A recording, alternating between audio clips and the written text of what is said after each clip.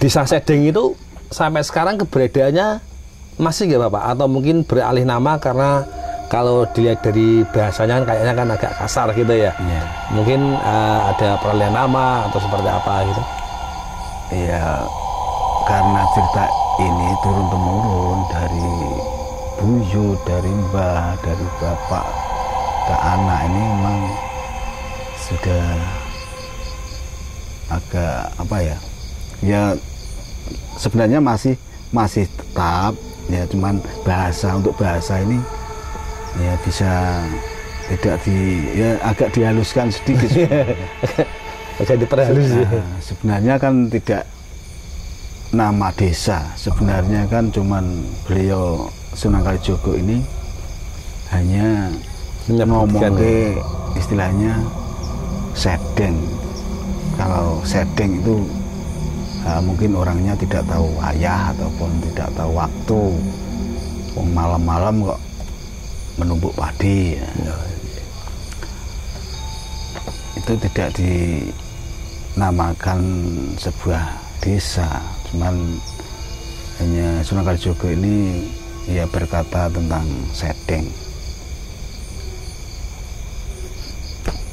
Ya, kemudian beliau ini setelah selesai di atas bukit ini turun ke sungai dan memotong kayu ini, terus yang bagian bawah masih di Kedung Curug sana dan yang bagian atas dibawa melalui air sampai ke Demak. Ternyata sampai ke Demak ukurannya kurang, kemudian disambung dengan tatal ataupun sisa-sisa kayu itu. Ya mungkin cerita dari legenda Gua Kreo sebenarnya sampai di Gua Kreo, cuman sampai Demak ya, kan ada hubungannya Pak ya kan? Ada hubungannya. Itu di Demak sendiri nanti itu masih ada ceritanya lagi itu. Makanya pada zaman dulu itu memang para waliullah itu yang kedekatannya sama Allah begitu dekat, sehingga mempunyai kelebihan yang tidak dimiliki oleh manusia pada umumnya. Ya. Terus itu di Gua Kreo itu sebelahnya itu ada kemarin kita sempat ke sana, itu namanya Gua Landak. Nah itu waktu keberadaan Gua Kreo sama Gua Landak itu apakah dari dulu emang jejeran seperti itu Bapak? Atau mungkin kisahnya seperti apa Gua Landak? Iya, di sana ada Gua Kreo. Gua Kreo itu yang agak naik sedikit, yang sebelah sini, yang sebelah kiri ya. Sebelah sana itu ada sebelah utara ya. Sebelah utara itu ada Gua Landak. Itu sebenarnya kan kalau Gua Kreo sendiri yang dulunya untuk semedi ataupun tafakur di sana oleh Sunan Kalijogo itu. Nah, terus kalau yang Gua Landak ini dulu memang banyak landaknya, banyak hewan landak, dan konon ceritanya orang-orang terdahulu itu ada putri landaknya. Sejenis makhluk gaib ya? Makhluk gaib itu pernah ada yang melihat ini untuk wajahnya manusia, cuman tubuhnya ini penuh dengan duri-duri landak itu. Itu namanya putri landak. Itu sebenarnya orang-orang yang nyepi di sana, orang nyepi ataupun bertapa di sana. Itu ceritanya ya, ada itu. Kalau orang sini sendiri sebenarnya belum pernah ada yang pernah melihat itu ya. Melihat itu. Ini kan cuma cerita dari luar. Apa memang itu saking percayanya ataupun mungkin pas betapa ada godaan seperti itu Bapaknya. Mungkin. Terus selama jenengan ngerkso atau merawat gua itu pernah nggak mengalami suatu kejadian mistis ataupun cerita mistis yang jenengan alami sendiri? Kalau yang saya alami sendiri di sana itu memang tempatnya agak lumayan sih. Tempatnya kalau orang mengatakan angker katanya. Orang saya bilang nggak keren. Ya, ada yang mengatakan adem di sana, nyaman. Nah, kalau saya sendiri di sana nyaman. Saya masih turunan dari orang-orang kuno dulu. Entah memang saya itu sudah lama kerja di sana. Setelah gitu Pak ya, jadi istilahnya sudah terbiasa. Kalau saya nyaman, yang tidak nyamannya itu karena sering diganggu kera-kera ya. Oh itu. Ya, itu kera-kera yang ada di area Gua Kriwo itu memang keturunan dari kera-kera yang dulu waktu mau bantu Sunan Kalijogo itu, atau memang ada komunitas kera lain Pak, atau pendatang gitu? Ya sebenarnya sudah lama sekali ya kera-kera itu ada di sekitaran Gua Kriwo itu. Entah itu turunan dari yang kera-kera yang medui Sunan Kalijogo itu, atau ada cerita lain, itu belum sampai ke situ saya. Oh gitu. Ya bang, kalau ya, hutan kan ya mungkin mbah-mbah dulu tidak menyampaikan, tidak cerita tentang itu. Karena dulu kan kalau dia dari kondisi geografisnya kan hutan Pak ya, mungkin ya, banyak hutan, akhirnya berkelompok menjadi satu gitu ya. Karena dulu apa ya istilahnya, ganggu tanaman penduduk, akhirnya banyak yang diburu istilahnya, diburu sama penduduk. Ada yang bawa senapan ataupun tembakan. Dengan keberadaan kera yang sekarang itu masih mengganggu tidak? Nah, untuk warga sebenarnya sih kera-kera ini kalau kurang makan, kalau ada pengunjung ini sering merebut makanan yang dibawa oleh pengunjung itu. Nah, kalau tidak merebut pengunjung, kalau pas pengunjung sepi, biasanya lari ke kampung. Dan ini atas rumah ini di sini biasa untuk cari makanan banyak kera itu. Tapi nggak sampai melukai Pak ya, sampai melukai itu? Nggak pernah Mas. Ya paling kecakar.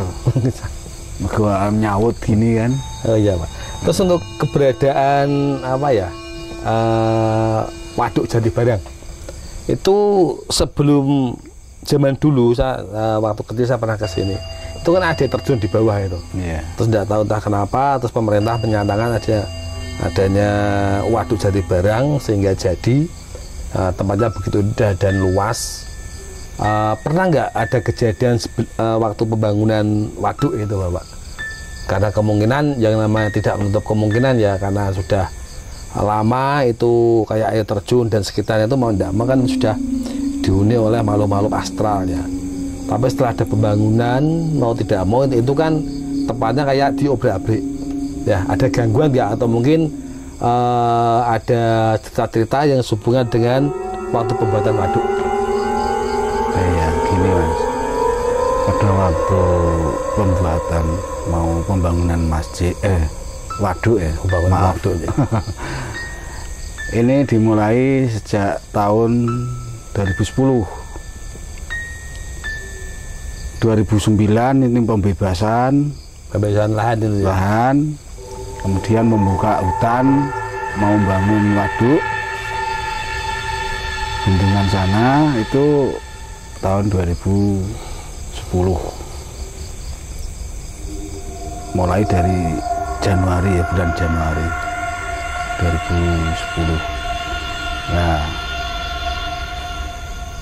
tokoh-tokoh masyarakat ataupun kalau sekarang spiritual ya, spiritual kampung ini diajak jelajah hutan istilahnya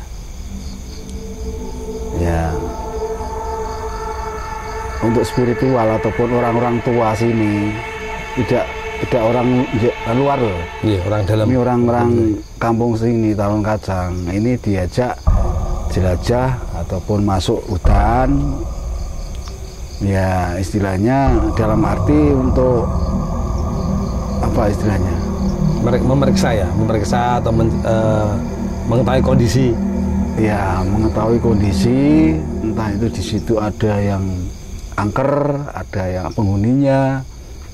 Itu mungkin kalau orang-orang tua orang sini lebih tahu, lebih ya. Paham.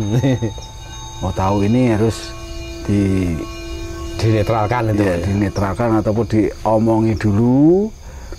Ini mau ada bangunan, kamu supaya tidak terganggu. Ya.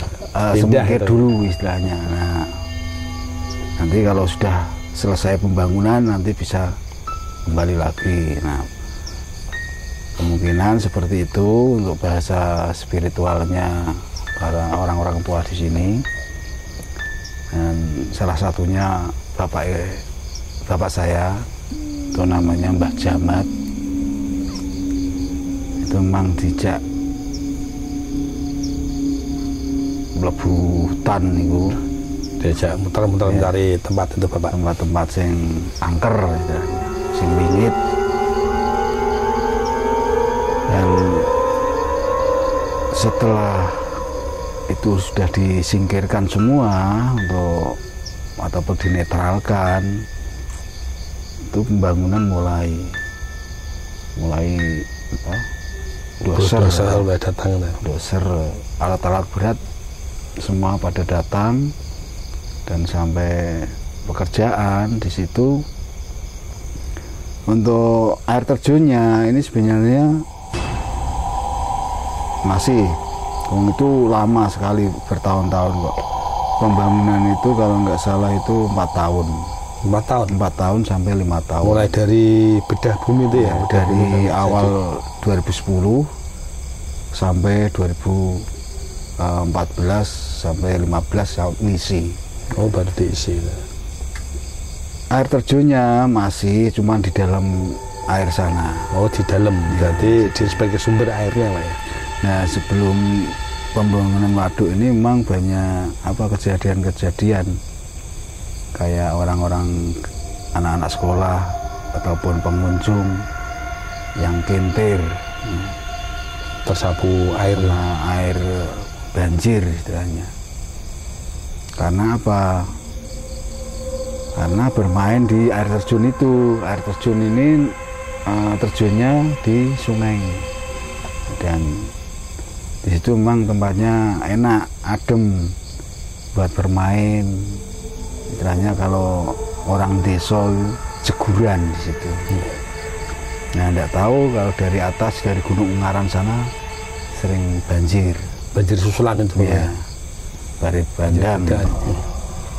Pernah ada penampakan nggak Bapak waktu pembuatan waduk itu? Kalau penampakan itu orang-orang yang kerja, yang sering dikasih tahu itu yang orang kerja, yang kerja di waduk. Tapi kalau orang-orang sini paling ya 1-2 ini sering. Di situ ada yang kaki besar-besar itu sering sampai sekarang pun masih ya. Wujudnya apa itu Bapak, kaki besar itu? Kaki besar itu kaki manusia, kayak sebangsa jin mungkin ya. Kaki tok itu yang kelihatan. Ya. Sebenarnya ada orangnya. Karena lihat kakinya ini sudah takut. Ya, takut tidak sampai ke atas. Udah lari duluan. Ya, lari duluan. Ini orang sini malah. Orang sini yang dikasih ngerti itu. Ya mungkin tujuannya apa tadi kan, terus ditakut-takuti itu kan. Tujuannya mungkin minta apa, togel apa itu sesuatu yang ya. tidak diinginkan Bapak ya. Nah, itu. Mungkin. Terus untuk pekerja waduk sendiri mungkin Bapak pernah mendengar mereka itu melihat penampakan apa Bapak? Mesti ada cerita-cerita, aku mau di sana aku melihat ini, sana tadi aku melihat ini. Itu pasti ada selingan-selingan itu. kejadian-kejadian mistis itu. Kadang ada anak kecil yang bermain di situ, terus ada orang tua jembotan gini, terus ada itu sebangsa apa kayak sinar itu Saya ya pusaka apa itu banyak mas yang diketahui, ada yang apa istilahnya genderuwo. kalau untuk apa ya, kalau untuk daerah hutan itu biasanya itu ada yang namanya ular dan sebagainya. Pernah nggak menampakkan diri itu makhluk-makhluk astral yang wujudan seperti ular itu? Karena kemarin sempat ada yang menceritakan warga itu pernah melihat sosok ular di bawah. Orang mancing juga pernah lihat itu ular betulan atau memang itu sebuah penampakan dari makhluk astral yang wujudnya ular itu, Pak? Kalau ular memang sebelum dibentuk, sebelum digenangi air ini sebenarnya ular ini sudah besar-besar, cuma tidak menampakkan dirinya karena batunya kan begitu besar-besar kan iya. di bawah sana di sungai itu. Terus kalau ada yang itu cari ikan sering dilihat itu ular. Nah, setelah dibentuk ternyata ada tamu yang dari Solo, dari keraton ini melihat di tengah-tengah waduk itu kok ada naga Ular besar kan berdiri ini. Nah, saya tanya yang sebelah mana, karena cewek, saya mbak spiritualnya ya, ya, spiritual. ya mungkin spiritual. Saya tanya di mana mbak? Itu tengah-tengah. Nah, di mana? Saya nggak lihat. Ya udah kalau nggak lihat bapak, yang penting ini. Nah, terus di situ yang di atas ada makam, karena yang ditemukan tuh baru satu. Di atas mana bapak? Ya, Atas gua. di atas gua. Terus Mbak E tadi bilang katanya ada 7. Ada 7 makam. Nah, 7 makam. Ada yang pernah dimakamkan di sana orang 7. Itu tidak orang-orang sini. Kasat mata itu bapak ya. Ya. Secara Itu sebenarnya masih ya sering ketemu orang-orang yang apa istilahnya nyepi di sana, sering medui itu. Nah, bilangnya Mbak itu, oh berarti Mbak ini orang yang apa istilahnya tahu ya. orang yang punya indera ke-6 atau ke-7 ya. Dan saya tanya-tanya ternyata oh iya ini orang dari Solo Keraton. Karena memang waktu kemarin kita sama tim survei itu sempat naik ke atas, kita juga sempat naik speedboat itu ya. Memang saya melihat ada sebuah apa ya, kayak gambaran ular di situ. Kemarin saya tanya sama teman, lo itu cerita sedikit aja masalah itu. Tapi memang kebanyakan kalau tempat-tempat yang ada airnya luas itu tidak menutup kemungkinan itu ada makhluk astral yang wujudnya seperti ular sebagai penunggu biasa seperti itu bapak. Dan biasanya nggak mengganggu sih karena memang tempatnya di situ kan, tempatnya di situ. Selama kita nggak ganggu, nggak membuat mereka nggak nyaman, ya mereka akan baik-baik saja fine-fine pada kita sih. Terus ada nggak Pak, pernah ada pengunjung yang mohon maaf nih diganggu sama makhluk-makhluk yang ada di dalam itu? Itu pengunjung yang dari Jogja, cuman hidupnya di Jakarta. Itu ke sini. Itu kalau nggak salah itu pejabat. Ke gua sini, saya yang nganter di sana. Beliau ini setelah masuk di sana, itu alamnya sudah beda. Kayak masuk Ya. alam kajian itu ya. Menurut beliau ini ya, di masuk itu setelah masuk gapuro, dulu ada gapuronya di jembatan itu kan. Sebelum Waduk Jadi ini ya? Ya. Situ masuk gapuro itu katanya itu pintu. Ya, pintu istana. Ke pintu gerbang alam lain itu Pak ya? Cerita banyak sekali nih, orang-orangnya di sana ramah-ramah. Cuman ada satu, cirinya sini itu ada satu, jangan kiranya celelean ataupun mengganggu makhluk-makhluk yang ada di sini. Jangan berbuat yang tidak baik lah istilahnya. Yang sopan. Nah itu. Terus ada pintu lagi di bawah sana. Di bawah itu juga ada pintu istana. Itu kayak pintu gerbang. Jadi, ke masuk ke sana, ke lokasi sana itu sudah istilahnya kayak istana. Keraton itu ya, keraton itu. Beliau di sana belum berani cerita. Melihat ini.